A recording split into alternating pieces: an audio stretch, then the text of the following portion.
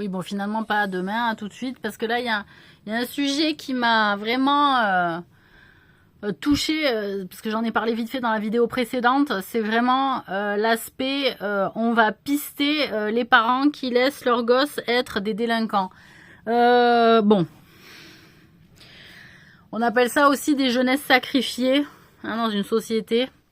C'est-à-dire celles qui prennent aussi tarif, hein, ça, qui prennent aussi tarif pour faire sortir leur communauté de la merde.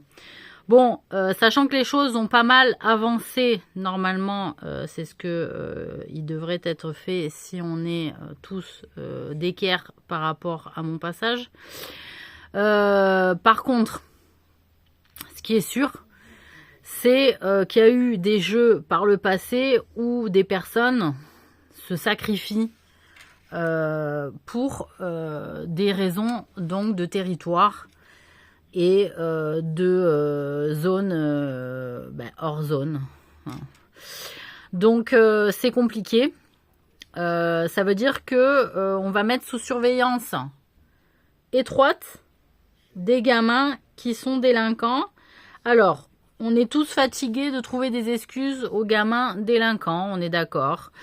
Les récidivistes, ceux qui aiment la violence. Hein, j'espère que les choses seront faites avec assez de nuances et de finesse pour comprendre que le gamin égoïste hein, qui pense qu'à sa gueule, ou le parent égoïste qui pense qu'à sa gueule, hein, qui laisse le môme se démerder à partir de l'âge de 9 ans, dehors par exemple, entre autres, si c'est pas avant, ça va pas.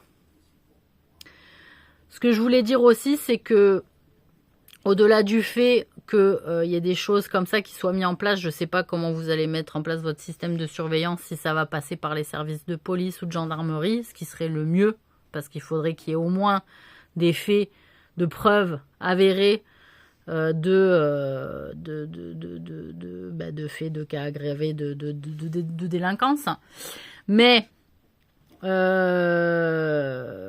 c'est aussi tout ce qui est des cas de harcèlement sur les réseaux sociaux, puisque on a eu beaucoup de cas, je trouve, dans notre pays depuis un certain temps maintenant, où les réseaux sociaux sont l'endroit où on se crache à la figure tout ce que les gens ne disent pas tout haut et pensent tout bas.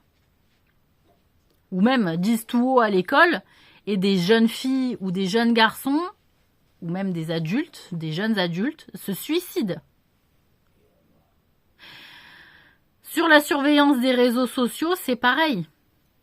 Normalement, on devrait avoir des cellules de surveillance de harcèlement qui, je pense, ont dû être mises en place. Mais couper aussi les allocations familiales aux personnes, c'est-à-dire que les délinquants, ça va toucher des cas de famille dans les cités, etc., moins dans les zones dites un peu plus cachées, un peu plus préservées. Mais en réalité, il se cache dans tout un tas de sortes de familles, des gens et des gamines et des gamins qui ne sont pas vraiment surveillés, eux non plus, mais qui sont dans les murs de la maison. Vous voyez, ils sont dans les murs de la maison, voilà. Ils ne sont pas surveillés dans les murs de la maison, ils ne sont pas surveillés, d'accord? Il est dans sa chambre, tout ça, on le laisse, ok? Et il fait, ou elle fait, n'importe quoi. Avec d'autres copines et d'autres copains en réseau, et elles harcèlent d'autres personnes. Jusqu'à la mort. Jusqu'à la mort.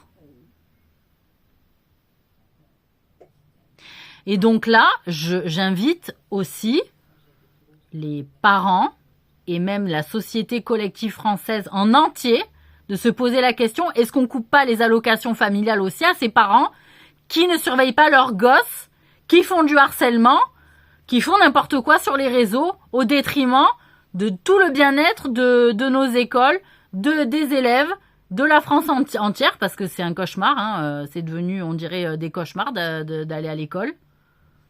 C'est pire qu'à mon époque. Donc, moi, je soulève l'idée. Voilà, je la soulève. Parce qu'à un moment donné, les allocations familiales, il n'y a pas que les pauvres qui les touchent. Il y a aussi des gens aisés. Sans parler des riches, mais les riches aussi.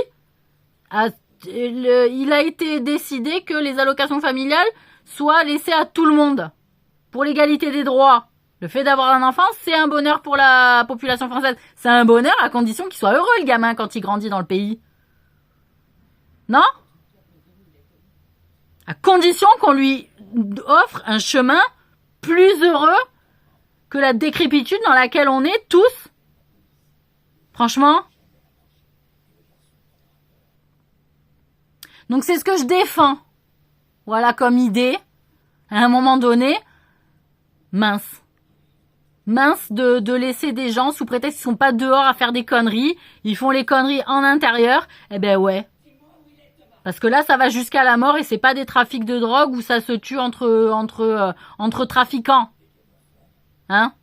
C'est des enfants qui sont hors sujet de tout le marasme de délinquance et qui se font quand même emmerder au sein même du système éducatif où ils ne trouvent pas de protection et où même les gendarmes ou la police ne peuvent plus pratiquement y entrer. Tellement c'est une zone de non-droit, l'éducation nationale, on a l'impression des fois. Donc voilà la question que je pose. Allocation familiale levée auprès de parents qui ne surveillent pas leurs gosses et qui harcèlent, où il a été prouvé, avéré que le gosse était harceleur. Je parle même pas de haters, je parle de harceleur. Voilà. Mais c'est pareil, hein. Haters, harceleur, bon c'est quelqu'un, haters, il va baver sur ta page. Mais il va pas te harceler forcément. Voilà, qui joue à ce petit jeu-là. Voilà, parce que là, ça va trop loin. Ça va bien toujours de viser toujours les mêmes en disant « Ouais, c'est toujours les mêmes. » Oh, je vous ai expliqué dans pas mal de vidéos hein, que le trou, hein, la dette qu'on a en France, c'est pas que les bénéficiaires du RSA. Hein. Vous inquiétez pas, hein, les allocations familiales, c'est aussi pour les familles dites nombreuses. Et on a regardé dans les émissions de familles nombreuses qu'il n'y avait pas beaucoup d'Arabes en fait. Ni beaucoup d'Africains, vous avez remarqué ou pas?